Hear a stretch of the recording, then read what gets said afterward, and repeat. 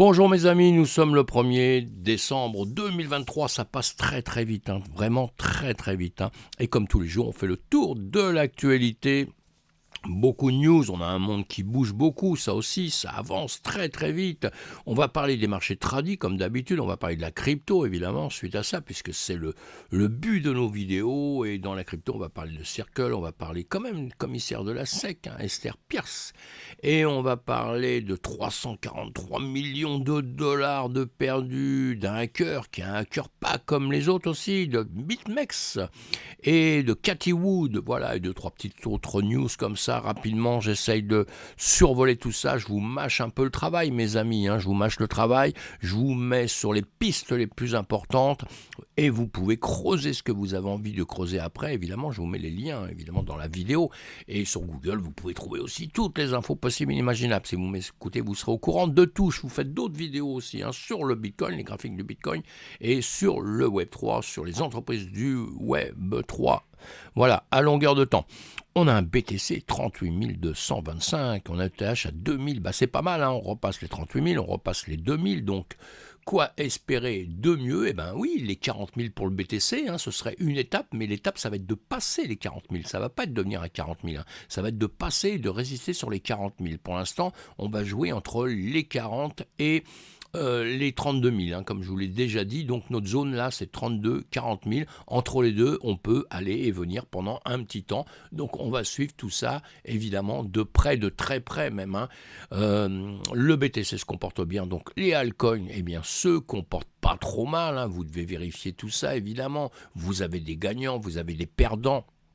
Les tendances, intéressez-vous aux tendances aussi, et dans les tendances, voyez un petit peu tout, pourquoi les gens s'y intéressent, c'est que derrière, sûrement sur la plupart, il y a des bonnes entreprises solides, normalement c'est comme ça, et ça peut aussi vous influencer dans ce que vous faites comme travail, vos recherches, c'est tout au moins. Allez, gagnant, perdant, faut pas trop s'inquiéter, quand on est à 2, 3, 5%, parce que ça va d'un côté à l'autre, même 10%, ça change de côté d'un moment à l'autre, donc on s'inquiète pas trop de ça, mais on suit tout ça, on a un BTC depuis X temps qui se comporte pas trop mal, il en a la troisième zone de remontée, on va dire, ici, donc on en parle du BTC, on en parle ensemble sur une autre vidéo où je vous parle des infos du BTC et des graphiques du BTC. Maintenant, je dissocie vraiment les deux, évidemment, du marché et du BTC, qui est quand même unique, mes amis. Calendrier économique, beaucoup de news, évidemment. On a beaucoup de news. Nous, les plus importantes, c'est ce qui va se passer, évidemment, aux USA, mais il y a d'autres annonces aussi. Il y a d'autres annonces qui nous intéressent aussi, mais nous, on suit surtout les discours de la Fed en premier, et puis les discours de la Fed, et encore les discours de la Fed. En tout cas, on s'occupe du marché américain, puisqu'il joue quand même, il influence un peu le reste des marchés, évidemment. Les événements économiques importants de ce vendredi, on a le prix de l'immobilier à l'échelle nationale des Royaumes-Unis pour novembre, on a le données PMI manufacturière de la France, du Royaume-Uni, de l'Allemagne et de la zone euro. Et ceux qui vont intervenir justement, c'est Megan Green, membre du MPC de la Banque d'Angleterre, Christine Lagarde, présidente de la BCE, et Jérôme Powell, président de la Fed. Donc on va suivre tout ça de près pour voir un petit peu ce qu'ils nous racontent, mes amis. Ça influence un petit peu les marchés, évidemment. Les actions asiatiques débutent décembre sur une note prudente. Les infirmières du pétrole perdent. Les marchés boursiers asiatiques ont commencé décembre avec prudence. Les indices boursiers majeurs en Asie ont connu des baisses légères malgré les espoirs d'une baisse des taux en Europe et aux États-Unis. Pourquoi on suit toutes ces news? Ces situations reflètent une période de transition et d'incertitude sur les marchés asiatiques. La prudence des investisseurs est alimentée par plusieurs facteurs: la volatilité du pétrole, les attentes de politique monétaire et les banques centrales majeures, et les indicateurs économiques mixtes dans la région. On a quand même l'espoir Alors, je vous groupe un petit peu toutes ces news. Je vous mets les liens sur deux articles qui me paraissent un peu importants. Il y en a d'autres, il y en a beaucoup d'autres évidemment. Mais moi justement, je vous fais un petit peu un résumé de tout ça dans différentes régions, Asie, Europe et États-Unis. Pour l'Europe, un espoir des baisses des taux en Europe et prudence en Asie marque le début de décembre. Les investisseurs européens entament décembre avec optimisme, anticipant une possible réduction des taux de la Banque centrale malgré une incertitude liée à une prochaine intervention du président de la Fed, évidemment qu'on attend, Jérôme Powell. Les données récentes indiquant un ralentissement de l'inflation en zone euro et aux États-Unis ont renforcé ses attentes avec les marchés monétaires prévoyant des baisses de taux significatives en 2023-2024 évidemment. La divergence entre les anticipations du marché et les déclarations des décideurs des banques centrales pourrait créer de la volatilité. L'intervention de Jérôme Powell sera cruciale pour orienter les attentes du marché, mes amis.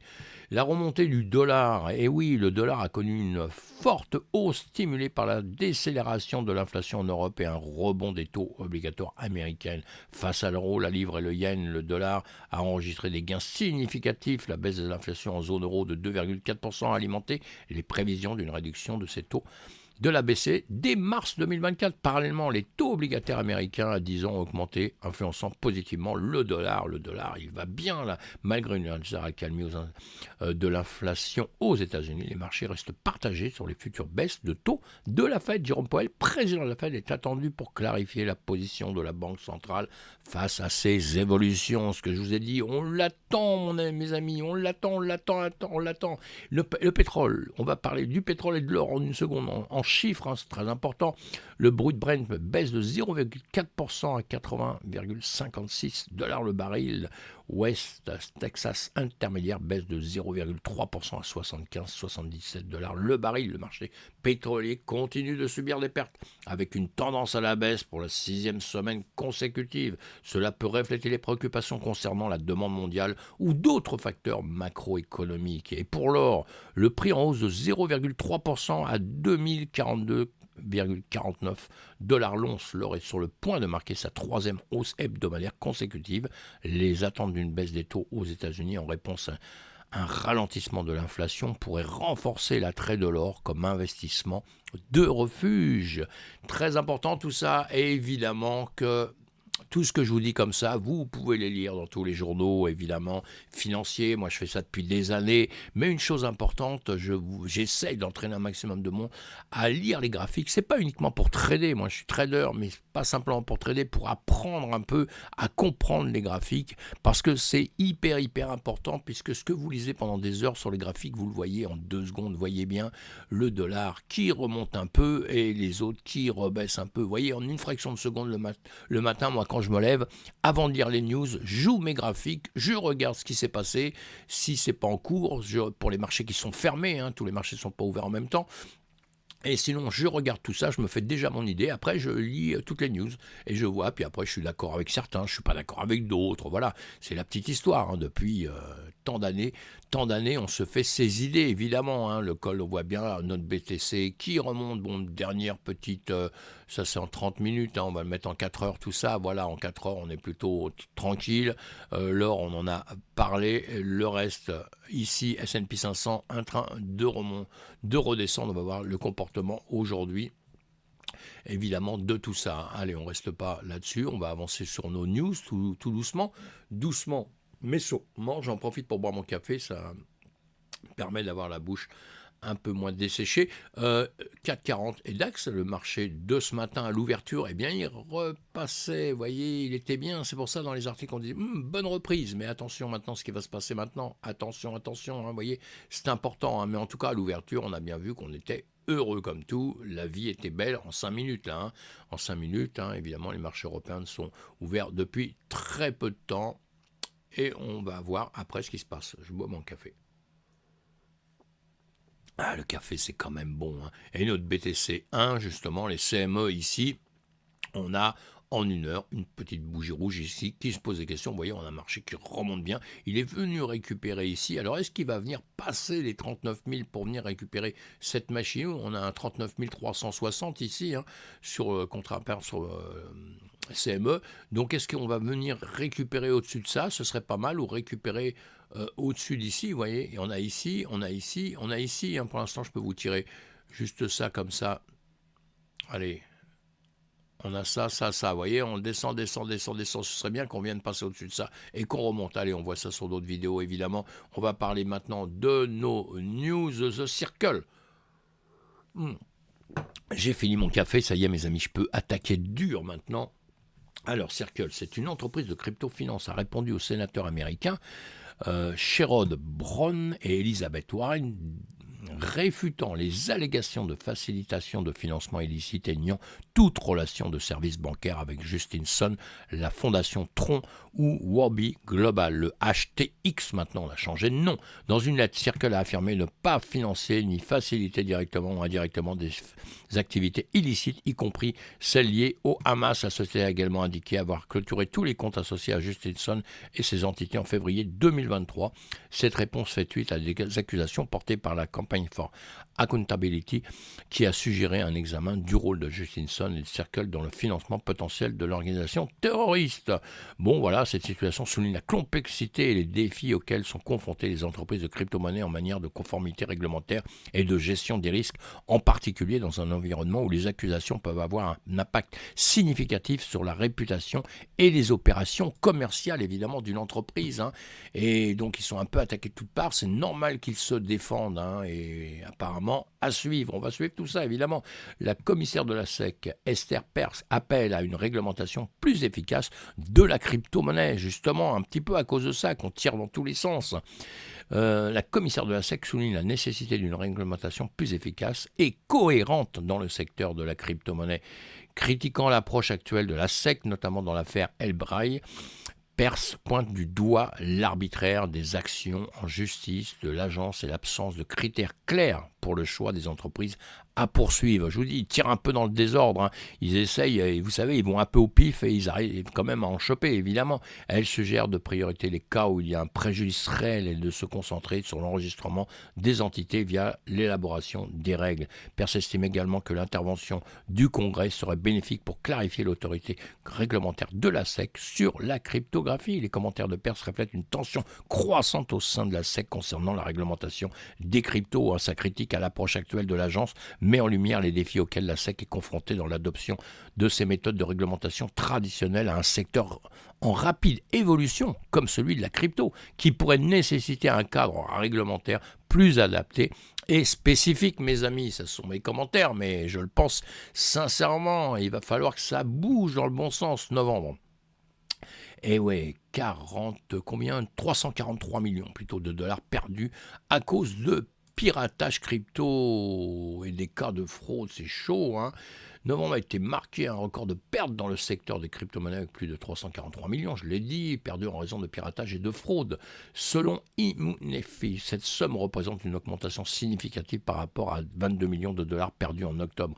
Depuis le début de l'année, les pertes totales s'élèvent à plus de 1,74 milliard de dollars sur 296 incidents. On en avait déjà parlé un peu, mais j'insiste là-dessus parce que c'est très important pour que vous vous protégiez, mes amis. Un changement de table s'est produit en novembre avec les plateformes de finance centralisées subissant des pertes plus importantes que celles de la finance décentralisée. Intéressant ça. BNB Chain et Ethereum sont les chaînes les plus touchées, représentant 83% des pertes totales. Ça, c'est pas bon pour les entreprises, c'est pas bon pour les systèmes, les blockchains et tout, évidemment. Cette augmentation dramatique des pertes en novembre souligne la vulnérabilité continue des plateformes de crypto-monnaies, tant centralisées que décentralisées, aux attaques de cybercriminels. À suivre, mes amis. Et en parlant de cybercriminels, on va parler d'un drôle de hacker. Le hacker de Cyberswap existe le contrôle total sur l'entreprise, ses actifs et sa déroule. Là, je crois rêver. On croit rêver. On se demande, ce mec est maître du monde et d'un seul coup décide de tout et décide surtout. Moi, ce qu'il me montre surtout, c'est le risque qu'on a dans notre écosystème. À cause de l'informatique, c'est pas à cause simplement de la crypto-monnaie, c'est à cause de l'informatique qui est maîtrisée par des gens vraiment d'une manière puissante, évidemment, on le sait déjà depuis longtemps, et là on se demande, un hacker ayant dérobé 46 millions de dollars sur Cyberswap a posé des exigences audacieuses pour le retour des fonds, incluant un contrôle total sur Kyber et son mécanisme de gouvernance CyberDAO. Il demande également la possession de tous les actifs et documents de l'entreprise, je crois rêver. En contrepartie, il propose de racheter les dirigeants de Kyber, de doubler les salaires des employés et offre un package de départ pour ceux qui refusent de rester. Le hacker menace d'annuler l'accord si les conditions ne sont pas remplies d'ici le 10 décembre ou si les agents enquêtent sur ces transactions. Bien sûr qu'ils vont enquêter, bien sûr qu'on en reparlera par la suite, mais à mon avis, il va y avoir des problèmes à un moment ou à un autre. Cette situation illustre un cas extrême de cybercriminalité dans le monde de la finance décentralisée. Les demandes du hacker vont bien au-delà du simple vol financier, cherchant à obtenir un contrôle total sur une entreprise et son mécanisme de gouvernance. Cela soulève des questions sur la sécurité et la vulnérabilité des plateformes DeFi face à des attaques sophistiquées. Et oui, effectivement, déjà que le type arrive jusqu'à là, c'est déjà pas mal. Hein. C'est que c'est un petit champion du monde dans son domaine quand même. Faut être un petit peu honnête, les mecs. Hein. La proposition du hacker de racheter les dirigeants et de doubler les salaires des employés, bien que semblant avantageux, est probablement irréaliste et pourrait être une tactique plus déstabilisée davantage l'entreprise. Oui, parce que c'est quand même un petit peu le phénomène, vous savez, c'est un petit peu, ça me fait penser un peu aux bandits, à tous les voleurs qu'on a depuis longtemps, la mafia, etc. Mais avant, ils étaient un peu plus courageux parce que maintenant, ils sont cachés derrière un ordinateur. Donc maintenant, c'est l'anonymat, vous savez, partout. Hein, on est anonyme, on ne sait pas qui c'est, on insulte les gens, on ne sait pas qui c'est. Ça m'est arrivé, moi, qu'on m'insulte, etc. Avec les mecs, ils n'ont pas de couilles. Hein, donc vous leur dites, bah viens me trouver, tu sais où j'habite et tout. Viens, mon petit gars, viens, on va parler ensemble. Non, non, pas du tout, parce qu'ils n'ont pas de couilles en règle générale. Et nous, malheureusement, dans ce problème-là, c'est la même chose, c'est que les types attaquent parce qu'ils sont protégés, ils savent, mais bon, jusqu'à une certaine limite, parce que je pense qu'il va se faire prendre à un moment donné, mais ils savent qu'ils sont protégés. Avant, les voyous, c'était les courageux, hein, c'était tête dénudée, visage découvert, ils attaquaient les banques, ils attaquaient les entreprises. Alors après, vous avez les mafias aussi, vous savez, c'est la même chose, ils allaient dans les entreprises et eux, c'était avec un flingue, hein, qui disaient, bah voilà, tu vas me donner les papiers de ton entreprise, tu vas tout me donner, etc. Et toi, tu vas disparaître. Ça existait, ça existe peut-être encore, j'en sais rien, hein, mais ça existait en tout cas, hein, fortement. Sauf que les mecs, on savait à peu près, les gens qui faisaient ça, ils étaient à visage un peu découvert, que maintenant, malheureusement, même les insultes sur Internet, tout ça, on voit, hein, tout est caché, tout est machin, donc les mecs, ils sont plus forts que tout. Et en tout cas, et on a des gens comme ce monsieur-là qui fait, hein, ou cette équipe, j'en sais rien, qui sont des gens vachement puissants quand même dans les écosystèmes, hein, puisqu'apparemment ils font peur aux gens et on va suivre ça de près pour voir comment ça va se finaliser. Hein. Comme on dit, tout travail mérite salaire, mais bon, quand même, pas exagérer mes amis. Hein. La proposition de hacker à racheter les dirigeants et de doubler les salaires des employés, bien que semblant avantageux, est probablement irréaliste et pourrait être une tactique pour déstabiliser davantage l'entreprise. Et oui, la menace d'annuler l'accord si les agences enquêtes montrent une tentative de manipulation et évidemment des conséquences légales. Et ce que je vous ai dit, on va voir combien de temps il va rester en place, lui. Ce cas met en évidence la nécessité pour les plateformes DeFi de renforcer leur sécurité, de préparer des plans d'action en cas d'attaque de cette nature. Genre de choses qu'on va avoir de plus en plus, hein, évidemment. Allez, je vous mets aussi en lien, évidemment, le petit message qu'il a passé, hein, puisque c'est pas de l'invention, hein, ça a été posté sur X, vous voyez. Et donc, vous avez tout ça, vous irez approfondir tout ça. Si ça vous plaît, c'est à suivre, parce que c'était quand même assez marrant. C'est pas un hacker comme les autres. Lui, il se veut champion du monde de pouvoir tout diriger. Le monde entier, s'il pouvait. Qui sait. Cathie Wood et Ark Invest réajustent son portefeuille en vendant des actions Coinbase pour investir dans Robinhood. L'identité de... Non, ça, c'est pas ça. J'ai sauté quelque chose. Ah oui, l'identité de la mystérieuse baleine qui a accumulé 10 000 bitcoins en novembre a été révélée. Voilà, et bien, en réalité, a été révélée comme étant l'échange de crypto-monnaies BitMEX. Voilà, c'est BitMEX, hein, tout simplement, parce qu'on en avait déjà parlé, en tout cas dans l'écosystème, on en parlait beaucoup, de savoir qui c'est. C'est une plateforme d'échange. Bon, c'est toujours bien de savoir un petit peu qui c'est, plutôt que ça soit une seule personne à l'extérieur. Là, c'est de l'argent qu'on connaît déjà normalement. Donc voilà, allez, on passe à autre chose, parce que pas plus d'intérêt que ça, c'était juste pour dire qui c'était. Cathie Wood, qu'on connaît très bien, qui a récemment ajusté son portefeuille en vendant pour environ 5 millions de dollars d'actions Coinbase et en réinvestissant dans Robinhood et Sophie Technologies. Cette décision fait suite à un achat judicieux de part du fonds du Bitcoin Cresco, le GBTC, évidemment, l'année précédente, lorsque la confiance dans la crypto était faible, suite au séisme FTX, et évidemment qu'elle a racheté du pas cher pour revendre du plus cher. Évidemment que Cathie Wood, on connaît, grosse société, Ark Invest, hein, donc ils savent ce qu'ils parlent. Hein, cette stratégie de réajustement du portefeuille par Cathie Wood illustre une approche dynamique et réactive au changement du marché. La vente d'actions Coinbase peut être vue comme une prise de bénéfice ou une réaction à la volatilité du marché des crypto-monnaies. Oui, et je pense qu'elle pense aussi qu'il y aura peut-être quelques retracements. Elle vend à un certain moment. En tout cas, elle reprend des bénéfices, et ce qui est tout à fait normal dans notre écosystème. Voilà pour aujourd'hui, mes amis. Notre BTC, donc à combien? 38 000, le TH tout le temps au-dessus de 2000. Allez, tout va bien dans le meilleur des mondes, on se retrouve sur d'autres vidéos. Bye bye.